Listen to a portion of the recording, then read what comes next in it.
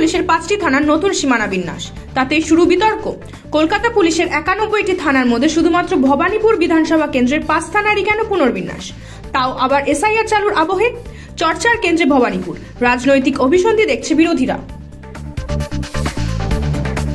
SIR আতঙ্কে অনুপ্রবেশকারীরা, 3 দিনে বসিরহাট সীমান্তে গ্রেফতার প্রায় 100 খানেক বাংলাদেশি। এসআইআর ঘোষণার পরেই কি বাংলাদেশ পালিয়ে যাওয়ার ছক কষছে অনুপ্রবেশকারীরা? সেই প্রশ্ন উঠেছে। আরও কড়া নজরদারির সিদ্ধান্ত বিএসএফ এর। ভিন রাজ্যে বাংলার পরিযায়ী শ্রমিকের অস্বাভাবিক মৃত্যুর ঘটনার শোরগোল।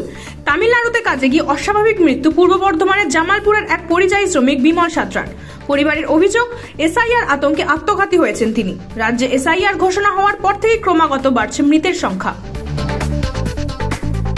4 নভেম্বর এসআইআর ফর্ম বিলি শুরু। সেদিনই পথে নামছেন মমতা বন্দ্যোপাধ্যায় এবং অভিষেক বন্দ্যোপাধ্যায়।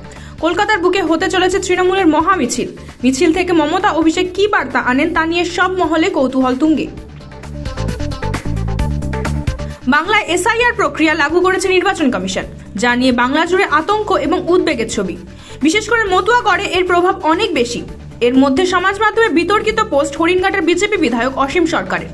তার দাবি, এসআইআর এর নাম কেটে দিলেও সিএএ তে আবেদন করলে নাগরিকত্ব মিলবে এবং ভোটার লিস্টে নাম উঠবেই। অসীমের পোস্ট ঘিরে বিতর্ক শুরু, তোপ তৃণমূলের। এসআইআর এর প্রতিবাদে আমরণ অনশনে বসবেন মতুয়াদের সংঘাধিপতি মমতা ঠাকুর। আশঙ্কা, এসআইআর এ মতুয়া সমাজের 95% ভোট কাটা যাবে। প্রতিবাদে আগামী 5 নভেম্বর থেকে ঠাকুরনগর ঠাকুরবাড়িতে অনশনে বসছেন তৃণমূল সাংসদ। এদিকে মমতা ঠাকুরের অনশন শুরুর দিনে মমতা ঠাকুরের বাড়ির সামনে অনশনে বসার হুঁশিয়ারি শান্তনু ঠাকুর অনুগামী মতুয়া মহাসংঘের। মতুয়াগড়ে তরজা তুঙ্গে। টিউশন পড়ে ফেরার পথে টেনে নিয়ে গেল বন্ধুরা। দমদমে 7ম শ্রেণীর ছাত্রীকে গণধর্ষণের অভিযোগ। 3 অভিযুক্তকে গ্রেফতার করেছে পুলিশ।